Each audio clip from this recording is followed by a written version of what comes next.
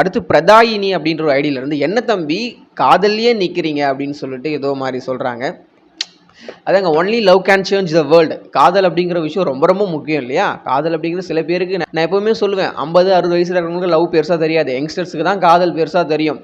ஒரு விஷயத்தை மாற்றணும், சேஞ்ச் பண்ணணும் அப்படின்னா யங்ஸ்டர்ஸால் அது ரொம்ப முடியும். ஏன்னா உங்களுக்கு சக்தி அதிகம், பலம் அதிகம் இல்லையா? ஸோ யங்ஸ்டர்ஸையே கவுக்கக்கூடிய விஷயம் எதுனா அது காதல் தான். ஏன்னா அவங்க ரொம்ப சஃபர் ஆகுதுன்னா காதலுக்கு தான் சஃபர் ஆவாங்க. ஸோ நம்மளுடைய யங்ஸ்டர்ஸு இப்போ இருக்கக்கூடிய அந்த பலம் வாய்ந்த திறமை வாய்ந்த யங்ஸ்டர்ஸ் காதல்ன்ற விஷயத்தில் சோர்ந்து போயிடக்கூடாதுன்றனால தான் காதல்லையே நிற்கிறேன், காதலை பற்றி தான் அதிகமாக பேசுகிறேன். இதுதான் ரீசன். அடுத்ததான் மீனராசி திவாலி ஆஃபர் ரெடின்ற ஒரு வீடியோ போட்டிருப்போம். அது கீழே கமெண்ட் பண்ணவங்களுக்கு நம்ம பதில் கொடுக்கலாம். எனக்கு இப்போ தான் டைம் கிடைச்சிது, அதனால் நான் இப்போ பதில் கொடுக்குறேன். உமா கே அப்படிங்கிற என்னை லவ் பண்ணி ஏமாத்திட்டா அப்படின்ற மாதிரி சொல்கிறாங்க. கவலைப்படாதீங்க, மீனராசியாக தான் கண்டிப்பாக இருப்பீங்க. வேற ஒரு காதல் உண்டு, போன காதல் போயிட்டு போட்டோம். அவங்க ஏமாற்றிட்டாங்க, விட்டு போயிட்டாங்கன்னா நீங்கள் அவங்கள பழி சொல்ல வேண்டாம். ஏதோ ஒரு விஷயத்துக்காக பிரிஞ்சுட்டீங்க, இப்போ நடந்தது நல்லது தான். உங்களுக்கு நடக்கக்கூடியது எல்லாமே கரெக்டாக நடந்துக்கிட்டு இருக்குது, நல்லதுக்காக தான் நடக்குதுன்றதை ஞாபகம் வச்சுக்கோங்க. அது உங்களுக்கு சில வருடங்களுக்கு அப்புறம் நீங்கள் ஃபீல் பண்ணுவீங்க. அடுத்ததாக தருண் பிரசாத் அப்படிங்கிற ஐடியிலேருந்து சூப்பர் வாய்ஸ் ப்ரோ உனக்கு யா அப்படிங்கிற மாதிரி கொடுத்து ஒரு ஹார்ட் கொடுத்துக்கிறாங்க.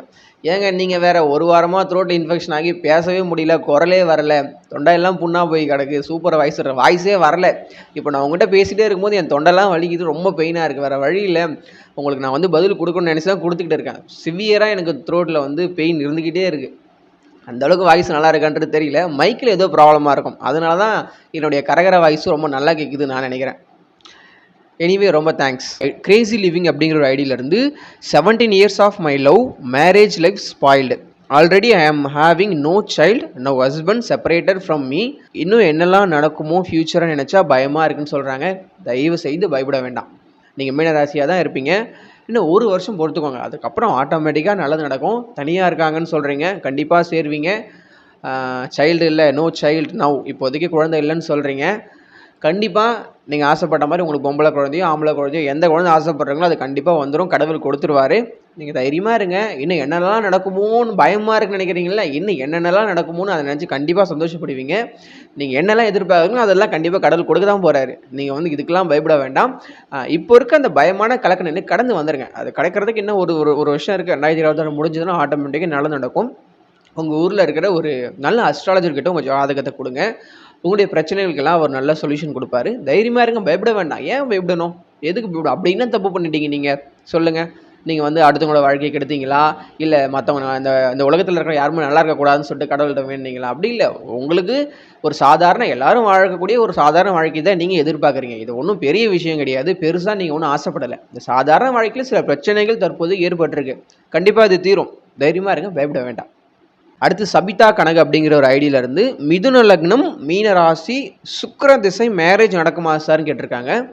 மிதுன லக்னம் மீனராசி சுக்கிர திசைன்னு சொல்கிறீங்க. அந்த லக்னத்துக்கு சுக்கிரன் யோகர் தான். மிதுன லக்னத்துக்கு சுக்கிரன் ரொம்ப யோகர் தான்.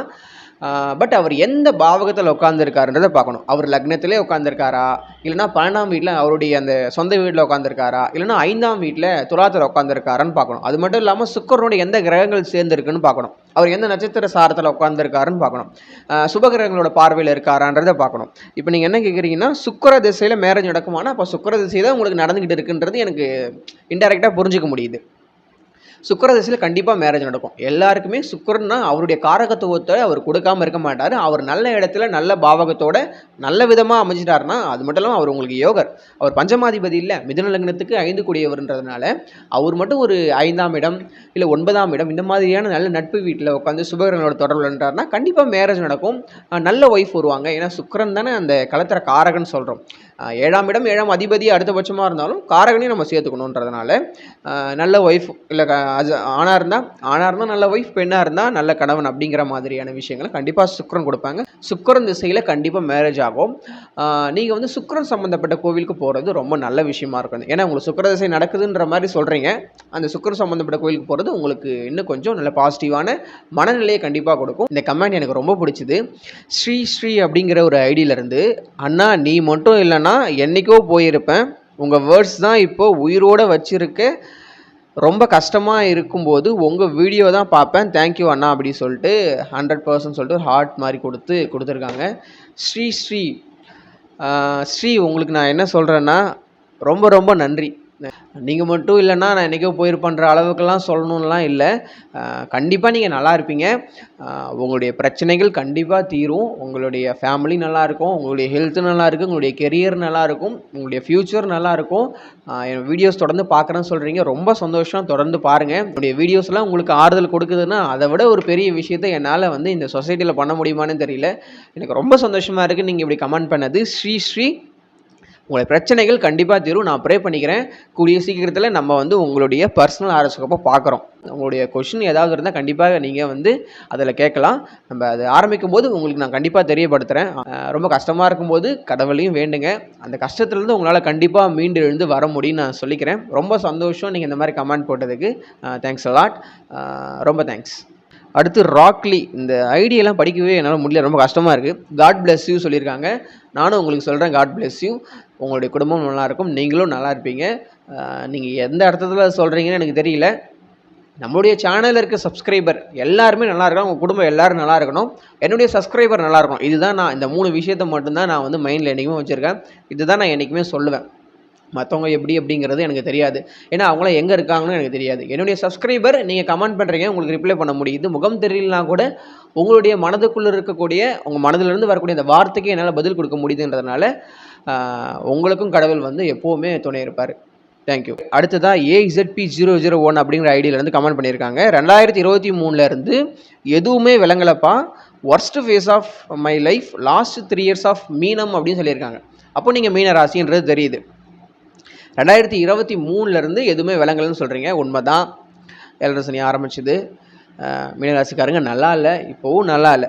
நான் இன்னொன்று சொல்லட்டுமா, 2026 எண்டு வருது இல்லையா, அதுலேருந்து நீங்கள் நல்லா இருப்பீங்க. ஒர்ஸ்ட் ஃபேஸ் ஆஃப் மை லைஃப்னு சொல்கிறீங்க இல்லையா, best phase of your life அப்படிங்கிற மாதிரி கண்டிப்பாக மாறும்.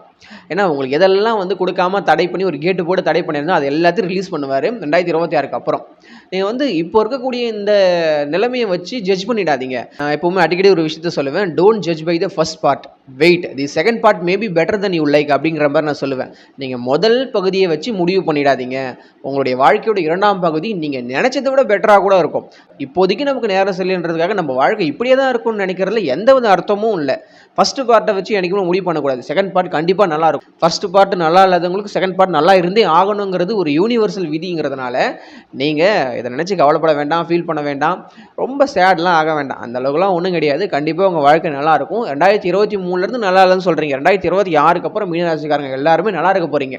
இதை என்றைக்குமே நீங்கள் மைண்டில் வச்சுக்கோங்க. சந்தோஷமாக இருங்க, கவலைப்பட வேண்டாம். நீங்கள் ஏதோ ஒரு விஷயம் நடக்கலைன்னு நினச்சி நீங்கள் ஃபீல் பண்ணுவீங்களா, அதை நடக்கிறதுக்கான முயற்சியை தொடர்ந்து போட்டுக்கிட்டே இருங்க. கண்டிப்பாக நடக்கும், தைரியமாக இருங்க. அடுத்ததாக சரண்யா குமரன் அப்படிங்கிற ஐடியிலேருந்து, ப்ரோ மீனம் ராசி ரேவதி நட்சத்திரம், this year government job possible, government exam clear ஆகுமான்னு கேட்குறீங்க. ராசி நட்சத்திரத்தை வச்சு இதை சொல்ல முடியாது சரண்யா குமரன். கண்டிப்பாக வெறும் ராசி நட்சத்திரத்தை வச்சு மட்டுமே அரசு வேலையில் சேர்ந்துருவாங்களா, அரசு வேலை கிடைச்சிருமான்னு சொன்னோன்னா அது ரொம்ப ஸ்டூப்பிடாக இருக்கும். கண்டிப்பாக அது நடக்காது. அது வந்து ஒரு பொது பலன் தான். உங்கள் ஜாதகத்தில் அரசு வேலைக்கு முயற்சி பண்ணுறதுன்னு சொல்கிறீங்க. நீங்கள் எந்த எக்ஸாம் ப்ரிப்பேர் பண்ணுறீங்க, டிஎன்பிசி ப்ரிப்பேர் பண்ணுறீங்களா, யூபிஎஸ்சி ப்ரிப்பேர் பண்ணுறீங்களா, இல்லைனா யூனிஃபார்ம் சர்வீஸ் ப்ரிப்பேர் பண்ணுறீங்களான்றதை பார்க்கணும். இப்போ நீங்கள் வந்து டிஎன்பிசி ப்ரிப்பேர் பண்ணுறீங்க அப்படின்னா சூரியன் நல்லா இருக்கா, சூரியனோட வீடான சிம்ம வீடு நல்லா இருக்கா, உங்களுக்கு வரக்கூடிய தசா புத்திகள் நல்லது செய்யக்கூடியது இருக்கா, உங்களுக்கு கரெக்டான இப்போ ஒரு ஏஜ் இருக்கா, உங்கள் மைண்ட் செட்டு இப்போ எதை நோக்கி இருக்குது அப்படிங்கிறத உங்களோட டிஸ்கஸ் பண்ணி தான் நம்ம ஒரு முடிவு பண்ணி இப்போதைக்கு வந்து கால்ஃபர் பண்ணுறாங்களா, இல்லை அடுத்த வருஷம் எப்போ கால்ஃபர் பண்ண போகிறாங்கன்ற எவ்வளோ விஷயத்தை பார்க்கணும். வெறும் ஜாதகத்தை வச்சு மட்டும் கிடைக்குன்னு சொல்ல முடியாது. அது எப்போ கிடைக்குன்னு நம்ம சொல்லணுன்றதுனால இவ்வளோ விஷயங்கள் இருக்குது. இவ்வளோ பாயிண்ட் நம்ம நோட் பண்ணி ஒரு யூகத்தில் கண்டிப்பாக அரசு வேலை கிடைக்கும் சொல்லலாம். ராசி நட்சத்திரத்தை வச்சு சொல்ல முடியாது. உங்கள் ஜாதகத்தை கம்பல்சரி பார்க்கணும். அதுக்கு நீங்கள் பிறந்த நேரம் கரெக்டாக இருக்கணும், பிறந்த இடம் கரெக்டாக இருக்கணும், பிறந்த தேதி கரெக்டாக இருக்கணும். இவ்வளோ 3 க்ரைட்டீரியா இருக்குது. இது 3மே கரெக்டாக இருக்கும்பொழுது கண்டிப்பாக சொல்லிடலாம். அரசு வேலை கிடைக்குமா கிடைக்காதுன்றதை நம்ம வந்து அது ரொம்ப ஒரு எளிமையான விஷயம். ஜோதிடத்திலேயே அரசு வேலை கிடைக்குமா கிடைக்காதுன்றதை ரொம்ப எல்லாராலையும் சொல்ல முடியும். அஸ்ட்ராலஜி வந்து பேசிக்காக படிச்சுட்டு இருக்காங்களே அவங்களும் ஈஸியாக சொல்லிவிடுவாங்க. அந்தளவுக்கு ரொம்ப வந்து ஒரு ஈஸியான விஷயம் தான் இந்த கவர்மெண்ட் ஜாப் கிடைக்குமா கிடைக்காதான்ட்டு. பட் அந்த கிடைக்கிறதுக்கான எஃபர்ட்டை நீங்கள் போடணும். அதுதான் ரொம்ப முக்கியம். நாங்கள் வந்து ஜோசி சொல்லிட்டு போயிடலாம், இந்த கிரகம் இந்த இடத்துல உட்காந்துருக்கு, இந்த குருவின் பார்வையில் இருக்குது, அரசு வேலை கிடைக்கும் போ அப்படின்னு சொல்லிட்டு போயிடலாம். உழைப்பு உங்களுடையது, முயற்சி உங்களுடையது. காலமும் நேரமும் கடவுள் உங்களுக்கு சப்போர்ட் பண்ணுறாங்க, அவ்வளோதான். உங்களுடைய முயற்சி தான் உங்களுக்கு வேலையை வாங்கி கொடுக்கும். உங்கள் ஜாதகத்தை பார்க்கணும். நம்ம பர்சனல் அரஸ்கோப் பார்க்கும்பொழுது கண்டிப்பாக பார்க்கலாம். அது வரைக்கும் நீங்கள் தொடர்ந்து படிச்சுக்கிட்டே இருங்க, தொடர்ந்து முயற்சி போட்டுக்கிட்டே இருங்க. சரண்யா குமரன். ஓகே. தயாநிதி அப்படிங்கிற ஒரு ஐடியிலேருந்து ஒருத்தன் கேட்டிருக்காங்க, ப்ரோ எனக்கு கேது திசை நடந்துக்கிட்டு இருக்குது, எனக்கு எப்படி இருக்கும் நெக்ஸ்ட் 2 மந்த் அப்படின்னு கேட்டிருக்காங்க. இந்த வீடியோ கீழே கமெண்ட் பண்ணியிருக்கீங்க. நீங்கள் கண்டிப்பாக மீனராசியாக தான் இருப்பீங்க. நான் சொல்கிறேன்னு தப்பாக நினச்சிக்க வேணாம். இப்போ நீங்கள் கேட்குற கேள்வி எப்படி இருக்குன்னா, இப்போ உங்களுக்கு ஒரு வேளை சுகர் இருக்குன்னு வச்சுக்கோங்க. நீங்கள் வந்து டாக்டர்கிட்ட போகாமல் பிளட் டெஸ்ட் எடுத்து அந்த ரிப்போர்ட்டை பார்க்காம, சாப்பிட்றதுக்கு முன்னாடி பிளட் டெஸ்ட் எடுக்காமல், சாப்பிட்டதுக்கு அப்புறம் பிளட் டெஸ்ட் எடுக்காமல், இங்கேருந்து ஃபோன் பண்ணி டாக்டர் எனக்கு எவ்வளோ சுகர் இருக்குன்னு உங்களால் சொல்ல முடியுமா அப்படின்ற மாதிரி நீங்கள் கேட்குற கேள்வி இருக்குது. அவர் ரிப்போர்ட்லாம் பார்த்து ஃபாஸ்டிங்கில் எவ்வளோ இருந்தது, சாப்பிட்டதுக்கு அப்புறம் எவ்வளோ இருந்தது, 3 மாதத்துக்கு முன்னாடி அந்த HbA1c சொல்லுவாங்களே அந்த அளவுக்குலாம் எவ்வளோ இருந்துச்சுன்னு பார்த்து தான் அவரால் சொல்ல முடியும். அந்த மாதிரி உங்கள் ஜாதகத்தை பார்த்து தான் உங்களுக்கு அடுத்த 2 மாதத்துக்கு எப்படி இருக்கும், இல்லை அடுத்த 2 வருஷத்துக்கு எப்படிங்கிறத சொல்ல முடியும். நீங்கள் பொதுவாக கேது திசை எப்படி இருக்குன்னு நீங்கள் கேட்டிங்கன்னா, 12 பாவகம் இருக்குது. கேது உங்கள் ஜாதகத்தில் எந்த பாவத்தில் உட்காந்துருக்காருன்னு பார்க்கணும். நீங்கள் என்ன லக்னத்தில் பிறந்திருக்கீங்கன்னு பார்க்கணும். இப்போதைக்கு உங்களுக்கு கேது திசை நடக்குதா அப்படிங்கிறத பார்க்கணும். அந்த கேது சுபர்களோட சேர்ந்திருக்காரா, பாவர்களோட சேர்ந்திருக்காரா, என்ன நட்சத்திரத்தில் உட்காந்துருக்காரு, யாரோட சேர்ந்திருக்காரு அப்படிங்கிறத பார்க்கணும். அந்த கேது உங்களுக்கு என்னவா ஆக்ட் பண்ண போகிறாரு, என்னென்னலாம் அடுத்த 7 வருஷத்துக்கு கொடுக்க போகிறாருன்றதை பார்க்கணும். இது எதையுமே பார்க்காம கேது திசை எனக்கு நல்லா இருக்குமா, நடக்குது 2 மாதம் நல்லா இருக்குமா கேட்டிங்கன்னா நான் என்ன பதில் சொல்ல முடியும்? உங்கள் ஜாதகத்தை பார்க்கணும். கூடிய சீக்கிரம் நம்ம உங்கள் ஜாதகத்தை பார்க்கலாம். ஓரளவுக்கு நம்ம வந்து கேட்ட எல்லா கமெண்ட்டுக்கும் நம்ம பதில் சொல்லிட்டோம். என் த்ரோட் ரொம்ப டேமேஜ் ஆகிடுச்சு. ஏன்னா இப்போ தான் கொஞ்சம் சரியாச்சு, மறுபடியும் நான் டேமேஜ் பண்ணிட்டேன். நம்ம கண்டிப்பாக இன்னொரு சப்ஸ்கிரைபர் டைம் அப்படிங்கிற இந்த செக்மெண்ட்டில் கேட்ட கேள்விகளுக்கெல்லாம் பதில் கொடுப்போம். இந்த 10 ரூபாய் ஜோதிடம் அப்படிங்கிறது நம்ம கூடிய சீக்கிரத்தில் ஆரம்பிக்கலாம். என்னுடைய ஹெல்த் கண்டிஷன் பொறுத்தும் அது இருக்குது. தைரியமாக இருங்க. மீன ராசி மட்டும் இல்லை, 12 ராசியில் பிறந்தவங்க எல்லாருமே தைரியமாக இருங்க, பயப்பட வேண்டாம். கண்டிப்பாக நல்லது நடக்கும். சப்போஸ் கேட்டது நடந்தால் கூட அதுவும் நல்லதுக்கு தான் அப்படிங்கிறது நீங்கள் நினச்சிக்கோங்க. பள்ளி வேறு கத்துது. அந்த சவுண்டு உங்களுக்கு தெரியுதான்னு தெரியல. நான் சொன்ன உடனே பள்ளி கத்துற சவுண்டு கேட்குது. ஸோ தைரியமாக இருங்க. இன்னொரு வீடியோ கண்டிப்பாக வந்து நம்ம மீட் பண்ணலாம். தொடர்ந்து நம்மளுடைய ஜோதிட நல சேனலோடு விரல் கொடுத்து வழி தருங்க அப்படின்னு சொல்லிட்டு நான் கேட்டுக்கிறேன்.